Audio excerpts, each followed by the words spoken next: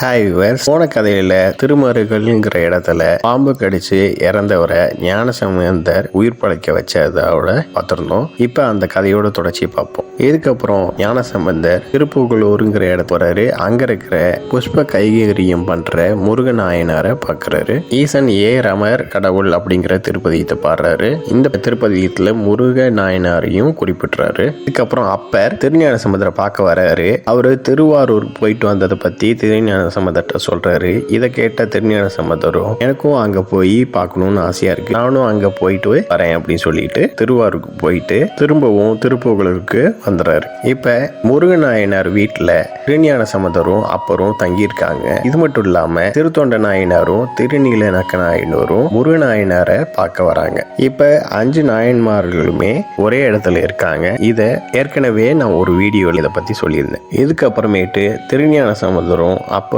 பல சிவத்தலங்களுக்கு போறாங்க.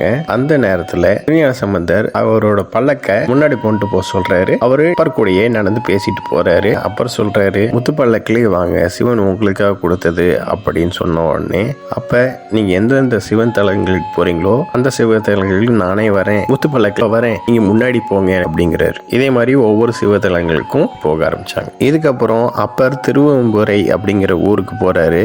அப்பர் எங்க அப்படின்னு அவரும் கேட்டு விசாரிச்சுட்டே அந்த கோவிலுக்கு வந்துடுறாரு. அந்த கோயில்ல திருஞான சம்பந்தர் எரிதர வணக்கை அப்படின்னு திருப்பதியத்தை பாடுறாரு. அந்த திருப்பதியத்துல செங்க சோழ நாயனாரை குறிப்பிட்டிருக்காரு. இதுக்கப்புறம் இவங்க 2 பேருமே திருக்கடவுருங்கிற இடத்துக்கு போய் குங்குளி நாயனாரை பாக்குறாங்க. அவரு வீட்லயே தங்குறாங்க. இதுக்கப்புறம் அவங்க 2 பேருமே அங்க இருக்கிற சிவன் கோயிலுக்கு போய் திருப்பதியத்தை பாடுறாங்க.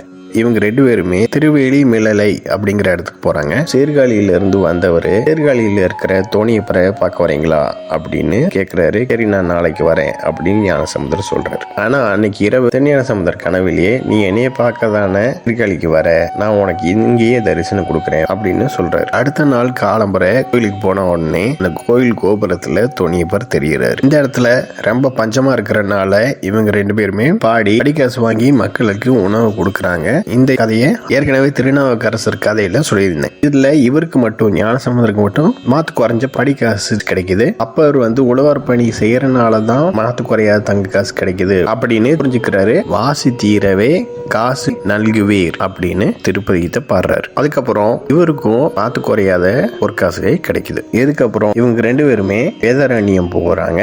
அங்க இருக்கிற சிவன் கோயில் கதவு திறக்காம இருக்குது. அப்பர் 11 திருப்பதியத்தை பாடினதுக்கு அப்புறம் கதவு திறக்குது. கதவு சாத்துறதுக்காக திருஞான சம்பந்தர் சதுரமறை அப்படிங்கிற ஒரே திருப்பதியத்தை பாடுறாரு. பாடின உடனே கதவு சாத்திடுது. அப்பர் தான் பாடின 11 பாட்டுக்கு அப்புறமேட்டு தான் கதவு திறந்துச்சு. ஆனா ஞான சம்பந்தர் ஒரு திருப்பதியத்தை பாடின உடனே கதவு சாத்திருச்சு அப்படின்னு திருநாவுக்கரசர் வருத்தப்பட திருஞான சம்பந்தர் சொல்றாரு, நீங்க பாடிட்டு இருக்கும் போது சிவன் அது கேட்டு ரசிச்சுட்டு இருந்திருப்பாரு, அதனாலதான் கதவு 11 பாட்டுக்கு அப்புறமேட்டு திறந்துச்சு.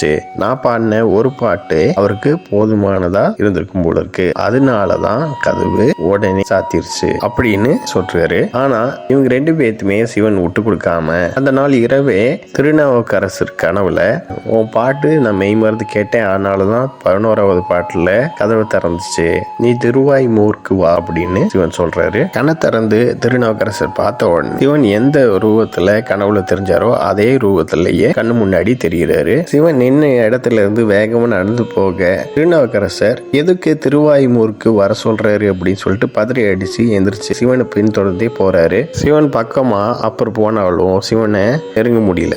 அங்க இருக்கிற கோயிலுக்குள்ள போய் சிவன் மறைஞ்சிடறாரு. அங்க காட்சி கொடுக்கறேன்னு சொன்னாரே சிவன் எங்க அப்படின்னு சொல்லிட்டு அப்புறம் தேடுறாரு சிவனை. காலம்பரை திருஞான சம்பந்தர் எந்திரிக்கிறாரு. எந்திரிச்சு அப்பர் எங்கன்னு கேட்க திருவாய்மூருக்கு போயிருக்காரு அப்படின்னு சொன்ன உடனே திருஞான சம்பந்தரும் அதே கோயிலுக்கு போறாரு. போய் சேர்றாரு. திருஞான சம்பந்தர் கண்ணுக்கு சிவன் உமாதேவியோட நடனம் ஆடுற காட்சி தெரியுது. திருஞான சம்பந்தர் தான் அப்பருக்கு இந்த நடன காட்சியை காட்டுறாரு. இந்த நிகழ்வுகள் மூலமா திருஞான சம்பந்தரையும் திருநாவுக்கரசரையும் விட்டு கொடுக்காம சிவன் ஒரே நிலையில வச்சிருக்காருன்னு தெரியுது. இது மட்டும் இல்லாம எல்லா சிவபக்தர்களுமே சிவன் விட்டு கொடுக்க மாட்டாருன்னு தெரியுது. இப்ப நான் சொன்னது அப்பர் கதையிலையும் நான் சொல்லியிருப்பேன். இருந்தாலும் இந்த நிகழ்வு தொடர்ச்சி விட்டு போயிடக்கூடாதுங்கிறதுக்காகத்தான் இந்த கதையிலையும் நான் சொல்லியிருக்கேன். ஓகே வியூவர்ஸ், நெக்ஸ்ட் வீடியோ பார்க்கலாம். இந்த சேனல் சப்ஸ்கிரைப் பண்ணுங்க அண்ட் பெல் பட்டனையும் பிரஸ் பண்ணுங்க, லைக் பண்ணுங்க, ஷேர் பண்ணுங்க. தேங்க்யூ.